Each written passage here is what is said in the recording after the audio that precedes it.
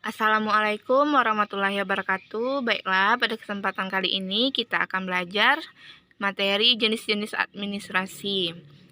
Jadi, Ananda, tolong dipahami dan disimak dengan baik, di mana nantinya pembelajaran kita diharapkan Ananda mampu menguasai dua kompetensi dasar. Yang pertama yaitu kompetensi memahami administrasi, dan yang kedua yaitu kompetensi mengelompokkan jenis-jenis administrasi.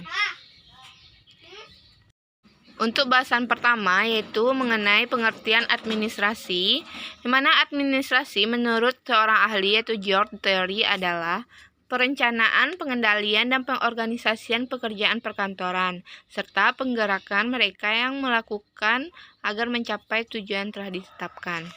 Jadi administrasi ini merupakan istilah yang sudah tidak asing lagi di kalangan masyarakat, di mana kata administrasi seringkali dihubungkan dengan kegiatan manajemen dan ditemukan di sebuah unit kerja, di mana dalam kehidupan sehari-hari kita juga menemukan kegiatan administrasi seperti adanya dokumen-dokumen penting, seperti adanya KTP, KK, hal itu berhubungan dengan administrasi.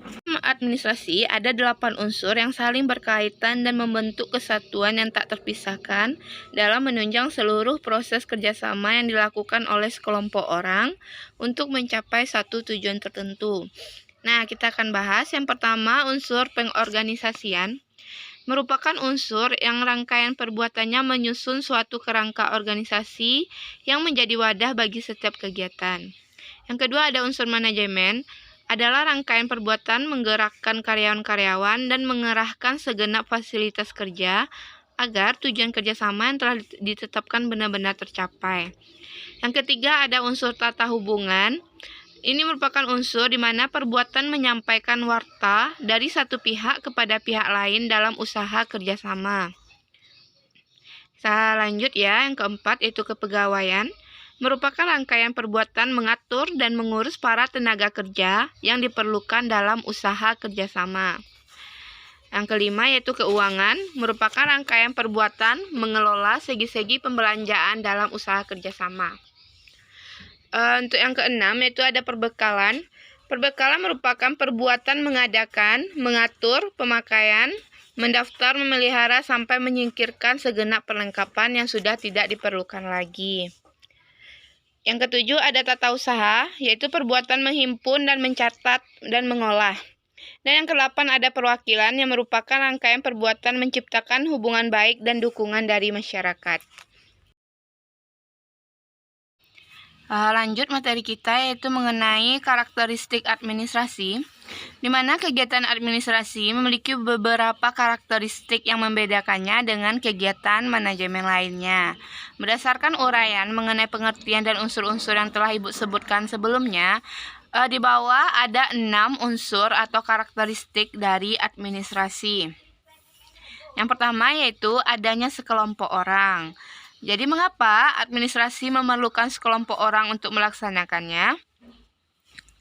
Kegiatan tersebut tentu dapat dikerjakan dalam waktu yang singkat. Namun, benarkah kegiatan tersebut dapat selesai tanpa membutuhkan keberadaan orang lain?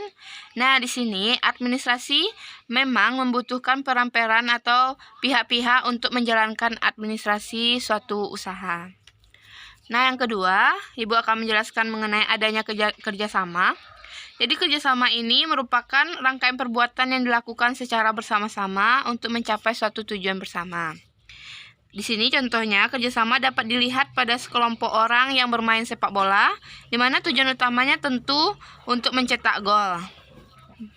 Dan yang ketiga kita masuk ke dalam adanya proses atau usaha yang berkesinambungan.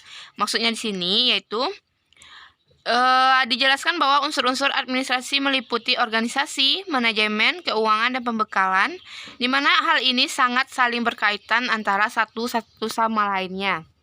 Contohnya, pencatatan pembayaran gaji yang merupakan bidang keuangan sudah tentu berdasarkan catatan kehadiran dari milik pegawai tersebut.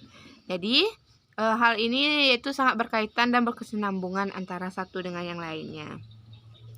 Yang keempat adanya pembagian tugas.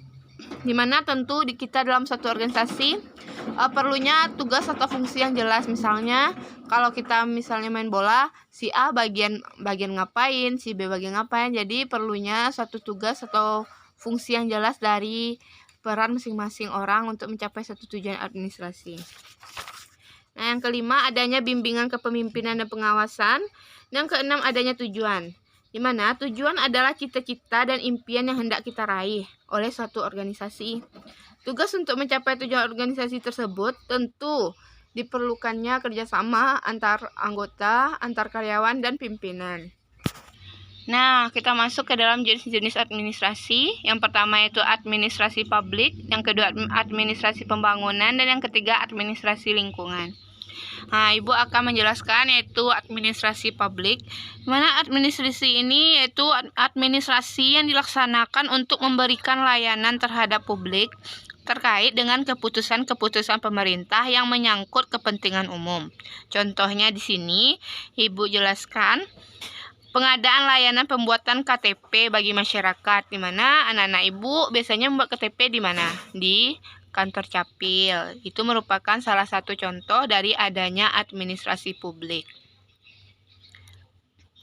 Dan yang kedua yaitu administrasi pembangunan, di mana administrasi ini lebih berfokus pada penerapan kebijakan-kebijakan yang dibuat oleh pemerintah untuk kepentingan masyarakat banyak, di mana fokusnya pada implementasi rencana pemerintah dalam meningkatkan suatu potensi dari suatu wilayah masyarakat.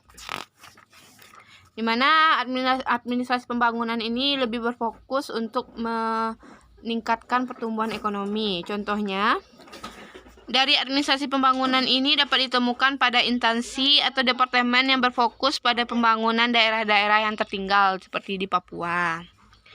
Nah, kita lanjut ya. Lanjut itu administrasi lingkungan. Ini merupakan kegiatan yang dilaksanakan dalam upaya menyeimbangkan kegiatan manusia dalam pembangunan dengan tidak merusak lingkungan. Dengan demikian, dapat dikatakan bahwa administrasi lingkungan ini lebih berfokus pada pembangunan yang berwawasan lingkungan. Nah, Ibu, seperti yang Ibu jelaskan tadi, jadi administrasi publik ini dilaksanakan untuk memberikan layanan terhadap publik terkait keputusan pemerintah dan tentu saja yang menyangkut kepada kepentingan umum. Seperti yang Anda rasakan, kita mengurus KTP, KK, dan lain segalanya. Dan yang kedua ada yang namanya administrasi pembangunan, di mana seluruh usaha yang dilakukan oleh suatu negara, di mana semua segi kehidupan dan penghidupan negara bangsa yang bersangkutan dalam rangka pencapaian tujuan akhirnya. Jadi ini sangat memperhatikan dari pembangunan Indonesia. Yang ketiga kita masuk yaitu administrasi lingkungan yang telah Ibu jelaskan tadi, yaitu seluruh kegiatan yang dilaksanakan dalam upaya menyeimbangkan kegiatan manusia dalam pembangunan dengan tidak merusak lingkungan. Nah, kita lanjut. Yaitu ada 5 fungsi dari administrasi, bisa Anda lihat. Yang pertama yaitu fungsi rutin, yang kedua yaitu fungsi teknis, dan yang ketiga fungsi analisis, fungsi interpersonal, dan fungsi manajerial. Ini bisa Anda baca dari penjelasan fungsi administrasi yang telah Ibu buat.